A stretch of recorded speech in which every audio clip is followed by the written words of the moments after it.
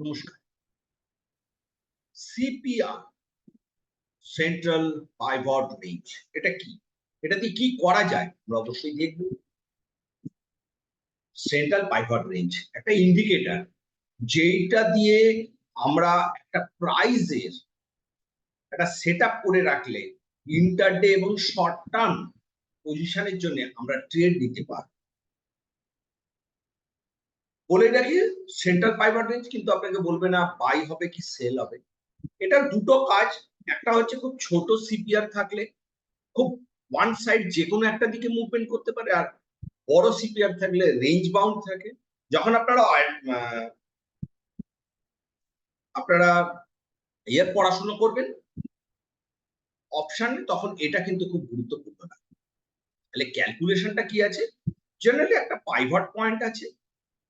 Pivot পয়েন্টের formula হচ্ছে high plus low plus close divided by 3 দিয়ে, যেটা আগের জেনারেল পাইভটের 7টা পয়েন্ট ছিল, এখন কমে এসছে 3টে। সিপিআর এর 3টে কম্পোনেন্ট আছে, বটম সিপিআর, টপ সিপিআর। এটার ক্যালকুলেশনটা এইভাবে তৈরি, মানে 3টে লাইন যায়, 3টে লাইন দিয়ে টোটাল সেন্ট্রাল পাইভট রেঞ্জটা ডিটেক্ট। আমরা যদি মানে কি লাইন টোটাল আমরা প্র্যাকটিক্যালি আসছি, প্রিভিয়াস উইকের ওপেন হাই লো ক্লোজ, যদি এটা আমরা বার করি, সেটাকে আমরা মাত্র 30 মিনিট টু 3 ঘন্টার চার্টে আমরা যদি আমরা চার্টটা করি, তাহলে লাস্ট উইকে বা এই কারেন্ট উইকের আমরা কিন্তু ফরমেশনটা পাবো। আর আগের মাসে ওপেন হাই লো ক্লোজ এর যোগ করে যে ফর্মুলাটা তৈরি হয়, সেটা এই মাসের আমরা সিপিআর পেতে পারি। আমাদের এখানে একটাই ফ্যাক্টর থাকবে, narrow CPR. Price narrow CPR এ আমি বারবার বলছি, ন্যারো সিপিআর মানে প্রাইস আপ হতে পারে, ডাউন হতে পারে, আর ওয়াইড সিপিআর রেঞ্জে range bound.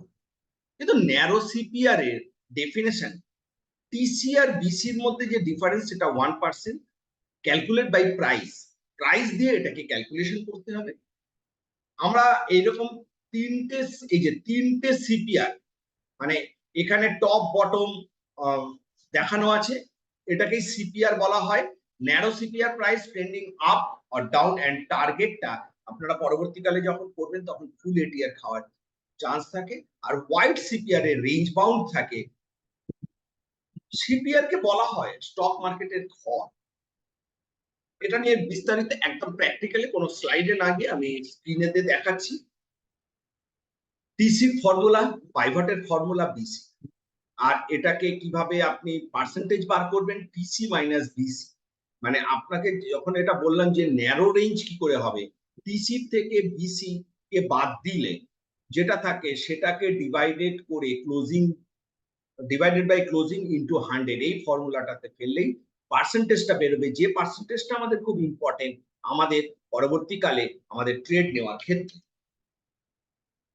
Maximum of the stock and index low CPR 1% এর নিচে যদি থাকে, তাহলে এটা একটা পুরো বড় একটা ফরমেশন তৈরি করে। অনেক দূরে আমরা একটু দেখে নিচ্ছি।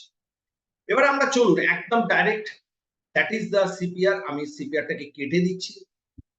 একদম প্লেন একটা রেঞ্জ রয়েছে।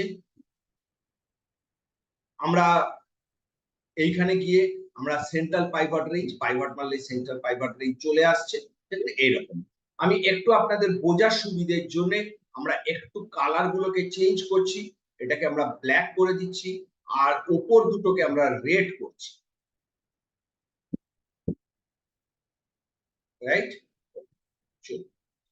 দেখুন এইখানে আমাদের প্রতি মাসের 1 তারিখে ডিটেক্ট হয়ে যাবে কোন শেয়ারটা বাড়তে পারে কমতে পারে।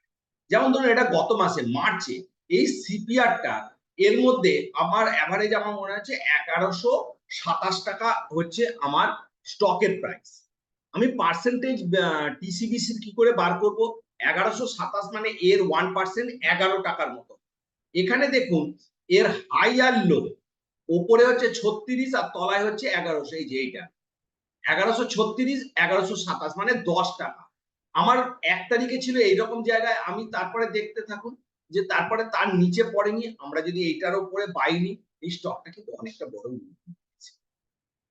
শুধু 1 তারিখে একটা জিনিস দেখে আমরা কিন্তু ট্রেড করতে পারি। দেখুন এই মাসে এর হচ্ছে 1213 আর 81, তার মানে অনেক টাকা, 30 টাকা। 1200 টাকার 1% 12 টাকা। সেই জন্য দেখুন এই স্টকটা কিন্তু রেঞ্জ বাউন্ড চলছে।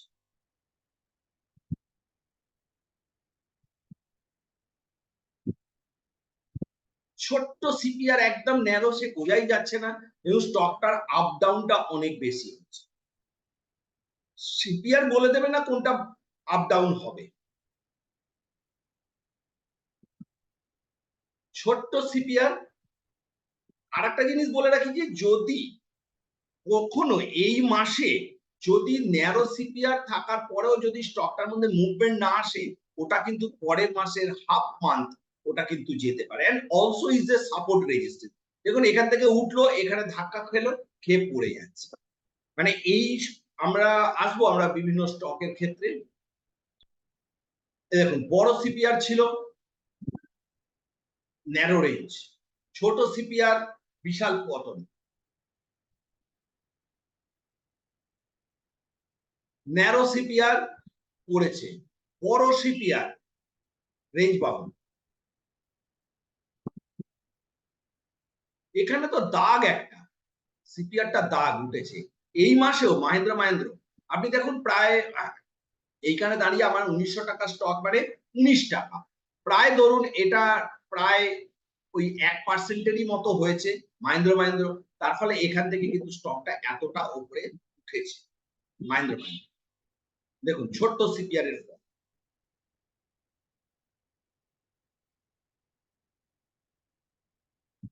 ছোট্ট সিপিআর টেনেছে, বড় সিপিআর রেঞ্জ বাউন্ড। এসবিআই এই মাসে এখনো ছোট সিপিআর আছে, এখন অনেক দিন বাকি আছে, 15 দিন।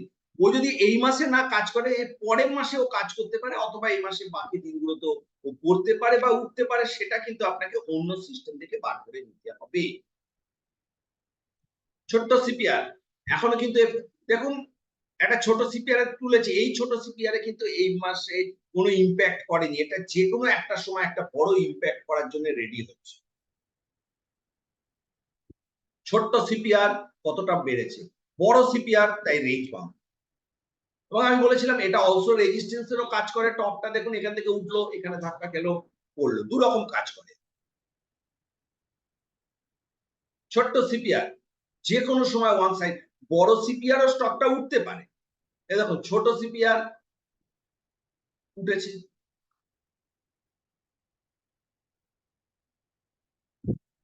বড় সিপিআর। আমরা যদি বিপিসিএল কে দেখি, দেখুন ছোট্ট সিপিআর কতটা টেনেছে, দেখেছেন এই ছোট সিপিআর এর ফলে এইখানে মোটামুটি এটা 80% ক্ষেত্রে কিন্তু কাজ করে। সবসময় যে 100% কাজ করবে তা নয়। আমি কি বলেছিলাম ছোট সিপিআর দেখুন এতটা পড়েছে, এটাও 90, 18, 40 পয়েন্ট। এটা যেহেতু ছোট সিপিআর ছিল, এ মাসে কিন্তু এটা হাই পার্সেন্টেজ, কারণ 18 আর 91 30 টাকার গ্যাপ। হ্যাঁ প্রায় এটা কিন্তু আমরা ধরে নিতে পারি প্রায় 1%। ঠিক সেই জন্য কিন্তু এই স্কট এত ওঠানামা করছে। আমরা আরো 2-4টে স্টকের উপরে আমরা একটু খেয়াল নিয়ে নিই। ছোট্ট সিপিআর টেনেছে, ছোট সিপিআর এই এতটা যেমন উঠেছে আবার পড়ছে। এক একটা ছোট সিপিআর এর রান দেখি, বড় সিপিআর সেরকম রান দিতে পারে না। আমাদের মাসের প্রথম দিনেই ঠিক হয়ে যাবে যে এই যে 1 তারিখেই দাঁড়িয়ে আমার এই সকাল 1 তারিখে, মানে 1 তারিখ মানে প্রথম ক্যালেন্ডার মান্থ শেষ হওয়ার পরেই আমার রেডি হয়ে যাবে আমি বাই নেবো না সেল নেবো। আমি যদি এখান থেকে বাই নিই, এটা আমার কাছে রেজিস্ট্যান্স ছিল, আবার এখানে আমার সেল এসছে। আমরা একটু অন্যান্য সমস্ত জায়গাগুলোই দেখে নিই। একটা ছোট সিপিআর জাইডাস লাইফের টান, বড় সিপিআর এখানে কিন্তু দাঁড়িয়ে গেছে। আবার জাইডাস লাইফ কিন্তু পড়ছে, কিন্তু সিপিআর অতটা বড় নয়। ছোট্ট সিপিআর টান দেখুন, কিন্তু এই সিপিআরটার পার্সেন্টেজ নয়, ব্যতিক্রমও আছে। সবসময় যে হবে তা নয়, এটার ব্যতিক্রমও আছে। এটা দেখুন উপরে 48, তলায় 28, প্রায় 20 পয়েন্ট। তার মানে এটা 900 টাকা স্টক, মানে 1%, 9 টাকা। এটা কিন্তু প্রায় 2%। তাও এটা টেনেছে, যে সবসময় এটা হবে এমন নয়। আমাদের মোটামুটি একটা ইউজার গাইড আমরা পেতে পারি। আমরা জাস্ট অ্যাজ এ র্যান্ডম আমরা সকালবেলা 1 তারিখে গিয়ে আমরা দেখে নিতে পারি কোন স্টকটা বাড়বে বা কমবে। মোটামুটি সেটার উপরে দাঁড়িয়ে আমরা যদি ট্রেড করি সব থেকে, দেখুন এইচডিএফসি ব্যাংক ছোট সিপিআর ছিল, কতটা উপরে উঠেছে, তারপরে পড়ছে। এই ছোট সিপিআর এই মাসে রান দিতে পারলো না, তাই জন্য ও কিন্তু তার পরের মাসে গিয়ে রানটা দিল।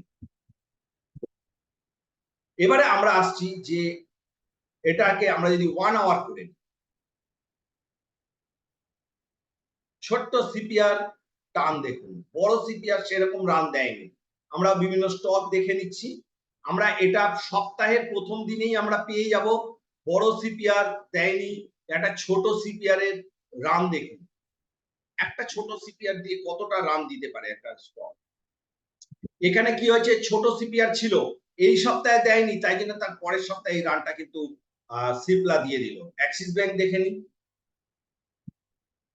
ছোট্ট সিপিআর টেনেছে।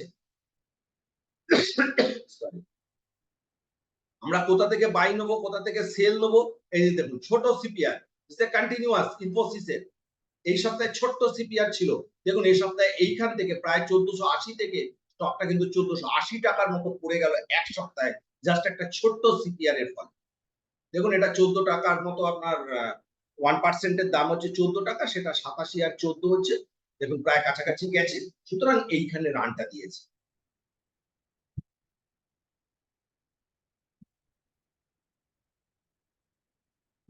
ছোট্ট সিপিআর টান দেবে।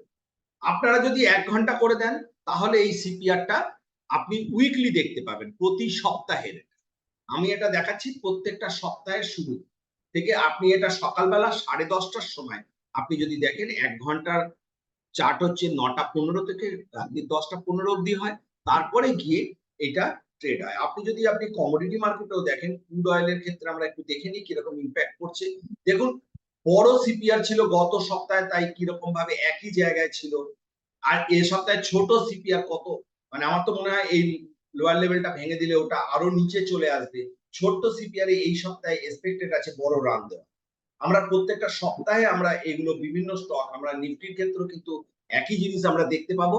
নিফটির ক্ষেত্রেও কিন্তু মোটামুটি ছোট সিপিআর, এটা বড় সিপিআর খুব একটা রান দেয়নি ঠিকই, কিন্তু এই ছোট সিপিআর এর জন্য যেহেতু এই সপ্তাহে রানটা দিতে পারেনি, তাই সেটা এই সপ্তাহে এই রানটা কিন্তু প্রায় দিয়ে দিল।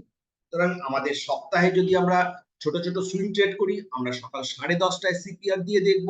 আর যদি মান্থলি করি, মাত্র একদিন, মাত্র 1 তারিখ ইভিনিং এ আমরা বসে, বা ফার্স্ট ক্যালেন্ডার মান্থে আমরা বসে আমরা এই ট্রেডটা দেখতে পারি। এগুলোকে একটু প্র্যাকটিস করুন। আই হোপ আপনার বুঝতে কোনো অসুবিধা হবে।